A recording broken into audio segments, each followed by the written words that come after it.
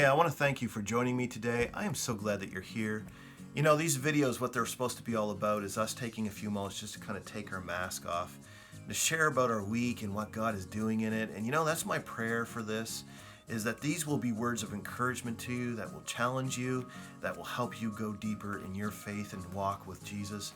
And I want to just share what God has been doing in my life over this past week.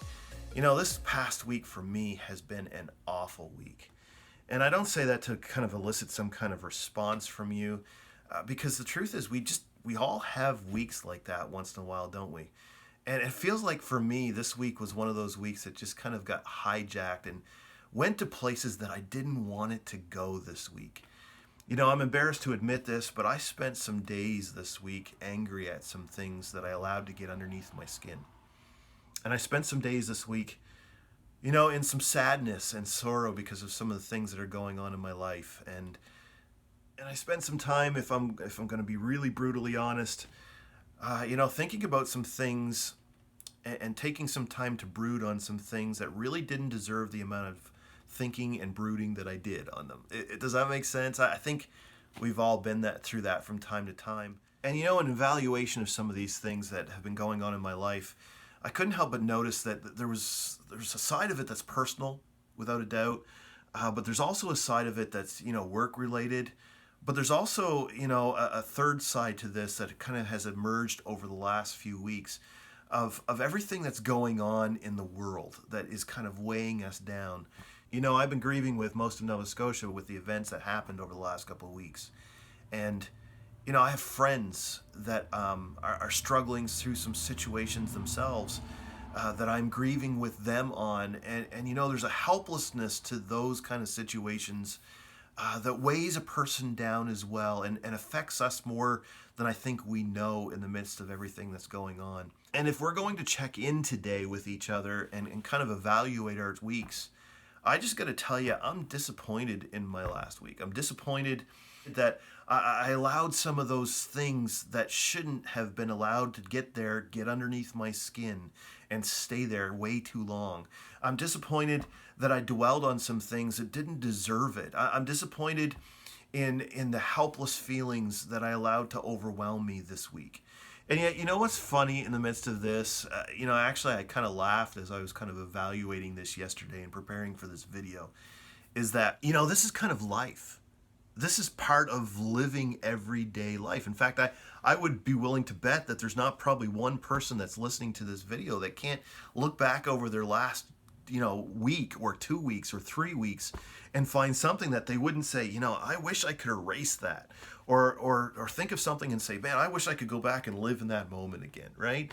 Because we all have those good days and bad days as part of our lives. These good events and bad events that we have to manage as part of everyday life. And what I've become passionate about over the past couple of weeks is I want to come out on the other side of these events still a man of grace, still a man of love and strength and compassion despite those things. In fact, those things are things that I think we need to learn to manage within our lives so that we do come out on the other side still stronger. And that's why I'm so glad that I issued this challenge for you to begin to read through the New Testament with me. Not for your sake in this particular case, but in mine, because it felt like every time I sat down to actually do that this week, to read the first 5 chapters of Matthew, that, man, it was like it was written for me. I mean, I hope you got something out of it too, but it was like God had prepared this week and this scripture so that the two things could combine and do this wonderful thing within my heart. And man, did that encourage my heart and soul in the midst of the week that I was having. And then to top it off, I want to read you the passage that I started reading today. Check this out. Blessed are those who are poor in spirit, for theirs is the kingdom of heaven. Blessed are those who mourn, for they will be comforted. Blessed are those who are meek, for they will inherit the earth. Blessed are those who are hunger and thirst for righteousness, for they will be filled. Blessed are those who are merciful, for they will be shown mercy. Blessed are those who are pure in heart, for they will see God. And I want to begin to connect some of the dots that God began to start connecting in my own heart and life as I began to read this scripture. You know, this is Jesus teaching a group of everyday normal people. And in the midst of this, you can almost picture him looking at each of the faces and picking up some of the things that he sees sitting right around him in their everyday lives. He talks in this scripture about, mourning, losing something. Who hasn't experienced that, whether it's a person or something that we've lost in our lives? He talks about showing mercy. How difficult is that to do? And yet how important is that to do in our everyday lives? He talks about hungering and thirsting for righteousness. He talks about the meek and the lowly, and these each are things that he has this message of, this incredible message of, that there is blessings in these things that we think are broken things in our lives, when we bring them to God, that God meets with us in the midst of those things and brings us blessings in those things. And so I want you to catch this. When we usher these things into the presence of God, God covers us.